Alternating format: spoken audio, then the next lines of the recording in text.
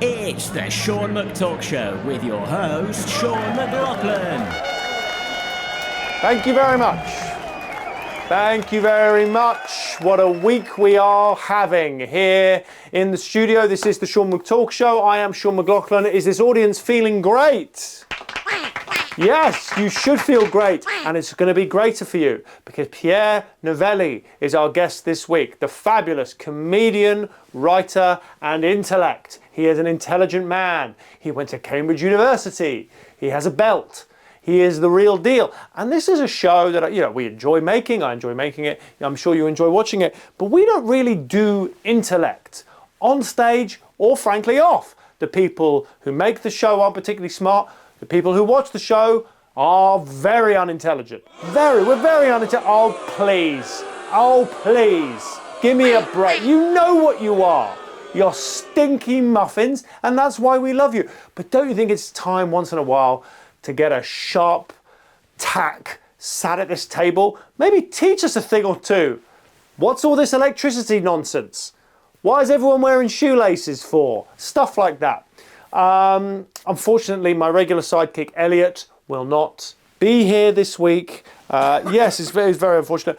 Though I will say, something has emerged in the last sort of 12 hours here in my home, which means that we've got a sort of a new sidekick. Kind of an unbelievable thing has happened. And I can't believe... Well, we'll find out in a second. You'll find out. I already know, but you'll find out in a second. And look, when I say you're unintelligent, I didn't mean... Look, stop. You have to stop booing. When I said you're unintelligent, I didn't mean it like you people can't achieve things. I just meant that you lack intelligence on a sort of fundamental level. You don't really understand, like, what the world is. You've only really found this show through dumb luck because you're dumb. Let's wrap it up, Sean. Yep, okay, fair enough. Pierre Novellie coming up soon. Thank you very much. Let's have a great one. Oh, come on, stop booing.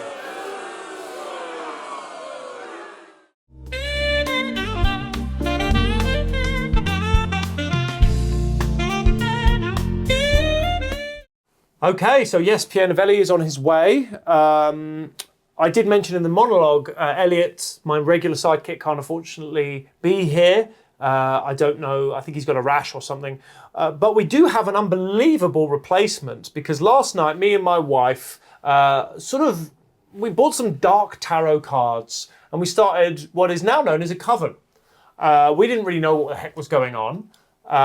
We put some potions together, we said some words that apparently we're not meant to say, and now a spirit is haunting my flat where I live and make this show.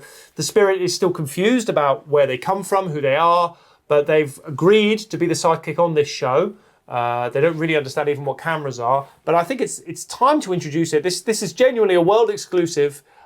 Please say hello to the sidekick for this week, which is just a ghost. Hi. Ooh, hello, Sean. Hi, everyone else. Hi, how are you, ghost? I don't know, I'm lost, I'm confused. Where am I? What is this? Do you remember anything from your time before?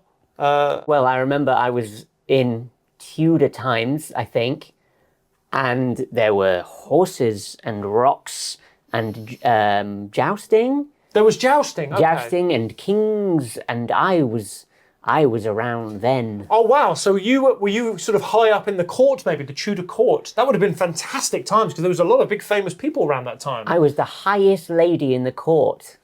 So you are a lady. I'm a lady. Because just in case our listeners, people listening to the show don't realise, there is nothing about this ghost's appearance that suggests it was a female. I'm wearing a normal dress. I'm wearing a normal headdress.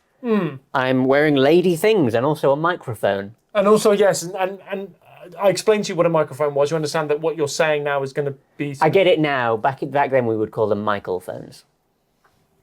Okay, I think this is going to be a real struggle this episode. What else do you remember about being in the sort of House of Tudor? Anything else you remember?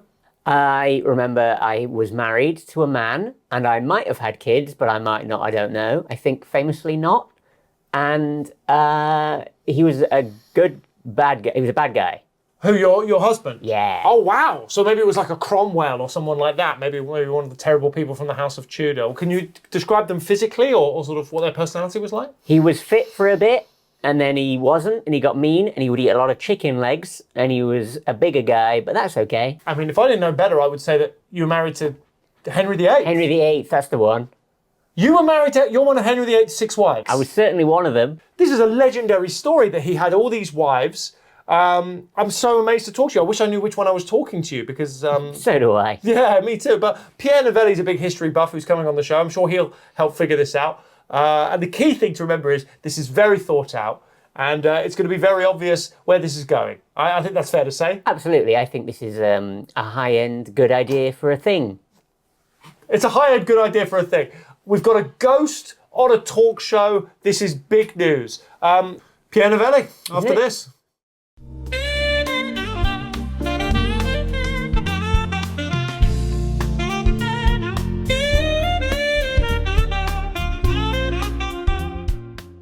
Our guest this week is one of the great comedians of the age. He wrote a critically acclaimed guide to autism and currently co-hosts the popular podcast Budpod and also a video game podcast called Butt Boys. He is a dear friend. I am delighted he's here. Pierre Novelli, everybody.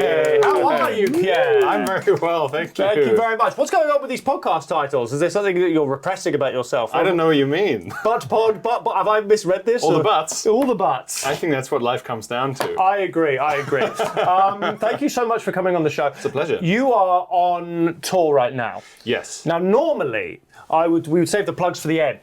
We'd save the plugs at the end. Yeah. But I saw your show 2 weeks ago, or last weekend even. Yes. And it was so brilliant. Oh, and thank so you, I want to man. make sure we get there straight away because our numbers always drop off after 15 minutes. Okay. Always. Because Yes, that's you're only allowed 15 minutes on the prison library computer. So do you want to talk about your stand-up tour? Yeah. And I think everyone should go see it if he's performing in a town near you. Extra show in Bristol, that needs selling. Mm-hmm. Cardiff, Birmingham, Glasgow, a couple in London, they're all on sale. Come and see it. You do amazing observational comedy, and I remember you were the first comic I think I knew who had like a tagline for what they do that summed them up. You Yes. said it's observational comedy for people who don't think they like observational comedy, Yes, which yeah. is perfect. I got that from Toby Wilson. Oh, did you? From Sad Faces. Because what we say that we're a talk show for people who don't like brushing their teeth. That's what we say. So in a way we don't Refuse, yeah. Yeah, they refuse to. The council is insisting, but they're refusing. Yeah. But I love your act so much. I was blown Thank you, away man. by it. I mean, it feels like it's happening now. It feels like you're playing the bigger rooms. People are starting to know how good you are. You've always been a fantastic comedian. Thank you, man. Well, likewise. It's absolutely. And what I think is most interesting about you is you are genuinely like you're completely yourself. Yes. For good or for ill. And what you are is an insane, unique, but but palatable as an observational comedy. Because you're masculine, but you're a dork. Yeah, thank you. Is that fair to say? I think so, yeah. You are the smartest person in the history of the world. Your favourite food is Domino's. These are who is Pierre the Novelli? perfect balance Yeah, of yeah. all things to all men. Absolutely. But that's why it's been, this interview, I don't even know where to begin. I suppose we'll start at the beginning. You're born and raised in South Africa. Yes, till 7. Now, I've never been to South Africa, but I have seen the trailer for Invictus. That's most of the way there. Is that most of it? I think so, yeah. So how often did Nelson Mandela personally ask you to win the World Cup for him? Not while there was ever one on. Oh. Just in his dotage. Yeah, in his later years. Missed calls, answering machine messages, things like that. South Africa, I think, is a weird country because it actually doesn't have enough cultural resonance compared to other equivalent countries. Yeah, I remember District 9, I was like, there's a popular film where that people will know about South Africa at all? I couldn't believe it. And paint such a great picture of the country. Such an accurate picture of life in Johannesburg. And I suppose I should ask, have you ever had sex with that fucking prawn? I've tried. You've tried? I did not have sex with a fucking prawn. I wasn't high enough in the administration to seduce any prawns, like Vickers. I think South Africa needs a Crocodile Dundee, basically. That's what it needs. Because South Africa needs a sort of Springbok Aberdeen or something like that. Springbok Aberdeen. That's the joke that took me the longest to write. That could be my character. Yeah. When I finally crack and give up on mainstream observational stand-up and just start coming to the fringe as an increasingly upsetting character. Yeah. Springbok Aberdeen. I have to pay your royalties. Yeah. Call that a prawn to have sex with? This is a prawn to have sex with. Quite a lot of crossover, really high, tight khaki shorts. Yeah, really high. But also really high, like woolen white socks, like very, you know. It's a spin-off now, isn't it? It's a spin-off. Yeah. Yes. Oh, by the way, I should introduce you. By the way, we've got one of Henry VIII. Sorry, Yes, wives sorry, here. Luckily, Pierre, as I said earlier, is quite a history buff. She don't know. She's been dead so long. She didn't know which one of the wives she is. Okay, so it's one of. So we're going to try and figure it out. I don't know how. Are you an expert on Henry VIII? No. No. Okay, this is going to be really tricky. But I can half remember that little, you know, divorced, beheaded, died. Divorced, beheaded, survived. Does any of these ring any bells? Which of these do you resonate with most? Well, let's just say it wasn't divorced. Okay. So maybe there would just be clues scattered throughout. And you're a ghost, so you're not alive. You haven't survived. Well. So it's one of the beheaded ones. Right. Okay. Or the died one. Or the died one. Because we don't know if the beheaded one's died. Yeah, it's interesting that the divorced one is still alive. Fascinating. It makes David Attenborough look like nothing. But she's still knocking around. David Attenborough is nothing. Well, to you, yeah. To you. Yeah. Do you even know who David Attenborough is? Not a clue. You will soon, Don't I'm know sure. I am. He's 100 years old, so I'm sure he'll be knocking around wherever you are. You in heaven or hell, can I ask? Huh? Yeah. Are you in heaven or hell? It's an obvious... Or is this Yeah, I think it's an obvious answer. Or is it limbo because you're here, not in those places? I think I'm allowed to go to hell when I finish my unfinished business here, which is find out which one I am. Okay, allowed to is an interesting. Yeah, I would love to go to hell. Okay, yeah. I can start to see why Henry VIII might have chopped the old head off. Real on this downer. one. Or I died. Oh, you died. Anyway, let's figure out what this is in about 5 minutes, shall we? Pierre Novellie. Yes. Charlize Theron. Yes. Nelson Mandela. Yes. Desmond Tutu. Oscar Pistorius. Yes. South Africans must be particularly annoyed that names aren't allowed in Scrabble. So, we moved from South Africa, as you said, to the Isle Of Man. of Man. Yeah. Motorbikes. Cats. Motorbike. Cats. The bra lady from Lockdown. Three legs. 3 feet. 3 feet. Running around constantly. Forever. Looking for a body. Yeah. South Africa, where they invented the CAT scan. Yes. To the Isle of Man, where they invented a tube that means you can put shoes in the washing machine. I did not know that. That is true. I could post a link to it. And the RNLI. And because you're an island, so there must be a lot of... boats fucking up all the time. Always people drowning, people's stuff. I mean, it must be a very picturesque place to grow up. The Isle of Man. Oh, yeah. It looks like a weird combination of the sort of mountainy bits of Wales and Cornwall and... it's really perfect. nice. Yeah. Perfect. Now, I would say this is the part of your life I find the most difficult to research. Yes. Because I went dark. But it's very hush-hush down the old Isle of Man. To be honest, here's what I'd say about you in terms of researching anyway. Yeah. You do so many interviews. You've done so many interviews that actually, because on the Sean McTalk show, I think that the 4 or 5 people who watch, they really get a kick out of me getting something new out of guests. Is that fair to say? Absolutely, yeah. They come here for the hard-hitting exclusives. Yeah. But I read an interview with you in Left Lion, and it really actually, because I actually had almost exactly the same. It's a Nottingham-based thing. Yes. They send you the kind of thing, you just fill it in. It's like a form. The first question was, you played Nottingham quite recently. What's changed with your show? That was going to be my first question. So I felt so ripped off. Fascinating piece of journalism, this. Can I say that? Sure. Fascinating. You must, knowing you as I know you a little bit, and I think what really, can I just say, I've always think we've got this in common. Yeah. And what we've always really got on is we may not come from the same backgrounds, we may not have the same interests, but we have a steel-hardened contempt for the common man. Yeah. And I think that, I know how much you take journalism seriously. Yeah. And so for you to be asked in an interview, has the diagnosis of autism changed anything for you? You must have been like, no shit, Sherlock. No. What has it changed for you, the diagnosis of autism? Easier to explain. Is it what my vibe? There's a whole wiki page for the vibe now. Is there really? Well, for autism. Oh, of course there is. Yeah, wiki page for the vibe. There's the resources you can refer people to, as opposed to floundering in your own explanation you've cobbled together. Maybe I've got autism. Maybe instead of making this show, I'm like, oh, life's a struggle. They go, oh no, you're autistic. I go, oh, then maybe I can cancel the Sean McTalk show and just be happy like you. Maybe. Well, fair enough. You're not happy. We're in the arts, aren't we? Fine. We're in the arts. Well, sorry, we're in the arts. We're in the arts. You're in purgatory. You're, I guess, I don't know, a royal hanger-on at this point. But which one? Oh. I reckon your ex-husband Henry VIII probably had a bit of the old autism. I think that's probably fair to say. I don't know. He was such a jock. He was so confident. I think you're a bit of a jock, in a way. No. You don't think so? Too asthmatic. Too asthmatic? Yeah, to be a jock. Oh. I feel like we'd all be healthier than Henry VIII, though, wouldn't we? Young Henry VIII or at end of life Henry VIII? Fit Henry VIII. Yeah. Did you call him Henry VIII? Or I call him Fit Henry VIII. Yeah, you called him Fit Henry VIII? I call him Fit 8.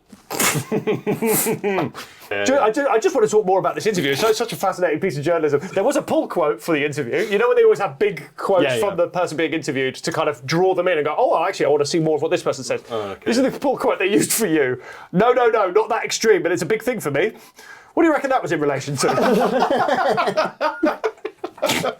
Dairy? Oh, yeah, I don't know. It could have been dairy. What's the question?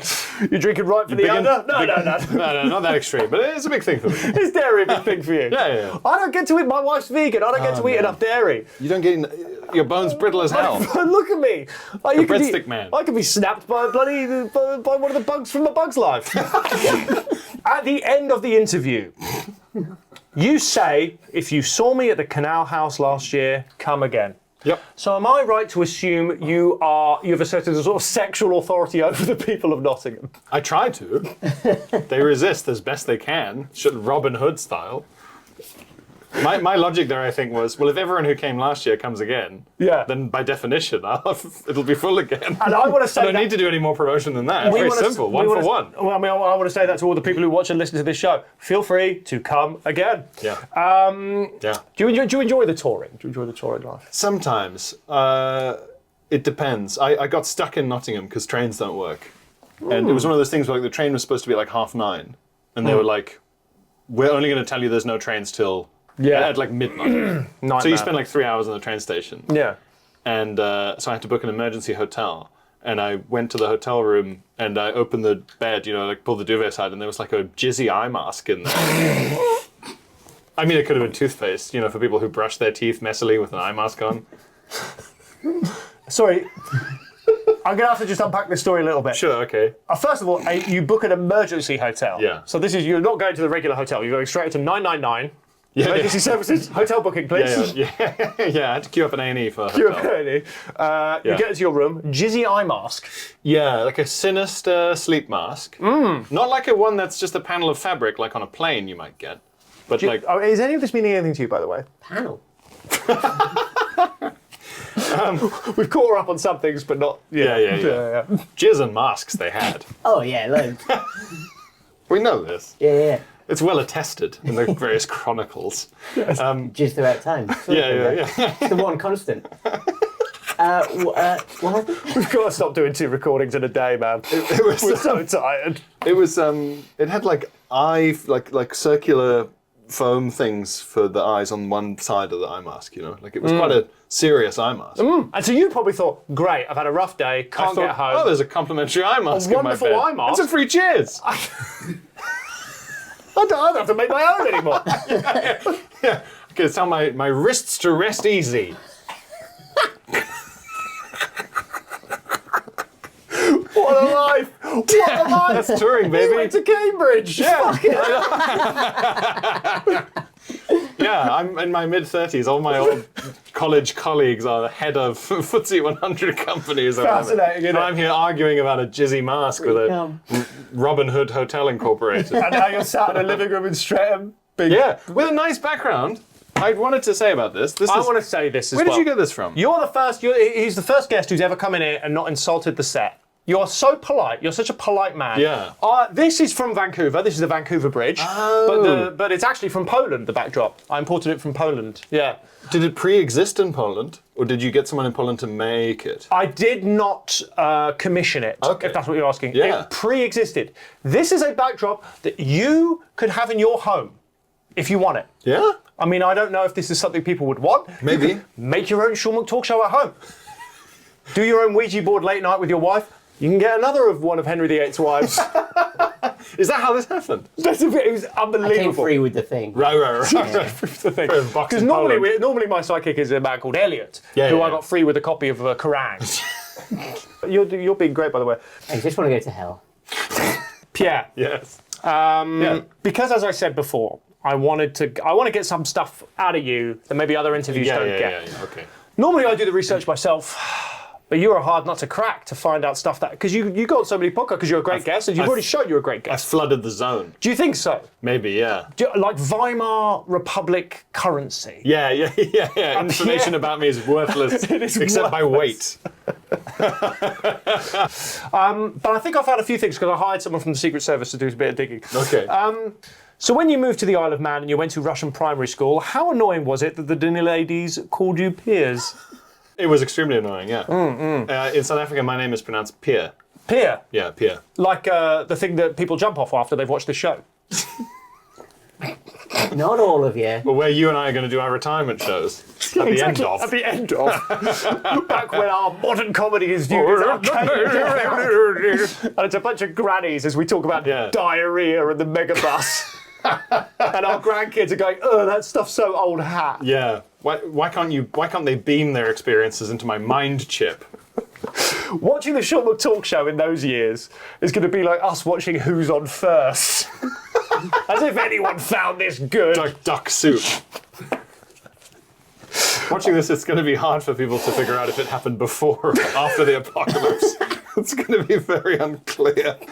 More about the Isle of Man, actually. More about the Isle of Man. But actually not the Isle of Man, because you were into history even as a young man, I believe. I believe you went on a history trip to New York. And you bumped into a rapper called Syndicate, and he gave you a rapper name. Do you remember what that rapper name was? Big P or something like that. It was P Money. P Money! Is none of this freaking you out that I know this? So you have Facebook?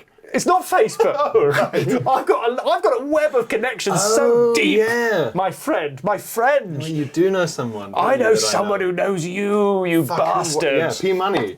But it wasn't your first experience with music. And my understanding is that you overtly recorded your DT teacher recording Drop the Bass Line. And it was turned into a drum and bass track with two other guys, one of them who's now a property developer in Mongolia.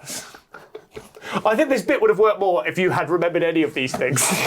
I vaguely remember the remix thing. I know my friend who is a property developer in Mongolia, or was. He's moved. Yeah, fair enough. Yeah. It's just fascinating how you've managed to piece together this kind of cobble together this.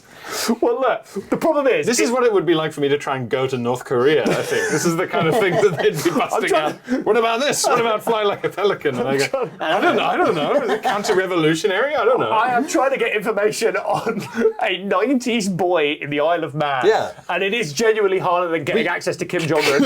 But you've got to just think of something you actually want to know and just ask it, then I'll tell you. Okay. That's easier than this cloak and dagger. Well, cloak and dagger, of course, that's the reason she's laughing. She understands that. Yes, of course. Yeah, that's such a phrase from yours. Anyway, history. Yeah. You love history. I do. And I love that you love history. And I wish I knew as much about history as you did. Your favourite era of history is sort of medieval, Middle Ages. Is this fair to say? Early medieval, yeah. And, I mean, World War II is sort of obvious. World War II's obvious. Yeah. Are you aware that there was a World War II? I didn't know there was a first one. Oh. You even knew he was sick, etc., etc. Everything's fine, right? Yeah. And do you think there'll ever be a World War III? Fingers crossed. I've got a lot riding on it. USO show. Yeah. You are very good at retaining facts. And most of the facts that you retain... Certain facts, yeah. Most of the facts that you retain are true. That's where I go wrong. Oh, I see. retain bullshit. You retain disinformation. I say stuff like, hey, did you know that Richard Nixon was a quarter Cherokee? It's not true. It's sort of... I like the sound of it. It's believable. Then you just become a historian of disinformation. Yes. That's the way around it there. Well, that's partly what I'm trying to go for with this. Really. Right. Yeah. But is history something you would have chased if you couldn't have done comedy? Is that like on a professional level? Anything to do with just remembering stuff you're interested in fairly automatically. So being a solicitor, you know, where it's just like, oh, we've got this guy who just remembers which case was which, or how to, you know, what was in the contract, or pedantry. Yeah. Pedantry. How much money can I get for what type of pedantry? A solicitor. I tell you, if I ever committed like a mass murder, I'm calling you. Okay. I go, Pierre Novelli will get me out of this. To boast and then call a lawyer. I've done it. I've done this is what you've been talking about in all your shows secretly, right? I've shown everyone what we're about. Eleanor of Aquitaine. Yes. Hot or not? Oh, undoubtedly, yeah. Really? Yeah, if only for the sheer access to the port of Calais. Literally have no idea what the fuck he's talking about. You know when they said, they say Charlemagne unified Europe, right?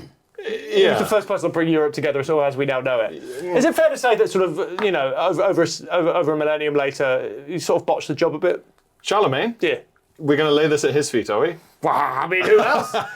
He did divide up his kingdom between his sons. That was unwise. How is that unwise? Because you've got to just pick one. Pick a main one. But they didn't have that kind of solid primogeniture at that point.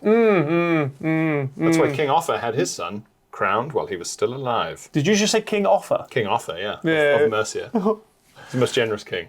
Was he? Yeah. That's absolutely fine. So I suppose we have nothing better to do than figure out who the hell you are. Spirit, and then we can get you back to hell to meet the devil. Anne, is that one of your names? Anne of Cleves or Anne Boleyn? It could be. Yeah. One of them. Catherine of Aragon? Catherine of Aragon. Yeah. Well, do you want to give us? Do you want to give us any information about sort of what you remember about being on Earth? Any information about your personality or? I guess for breakfast I'd often have cantaloupe or greenery leaves, like what do you call it, roughage.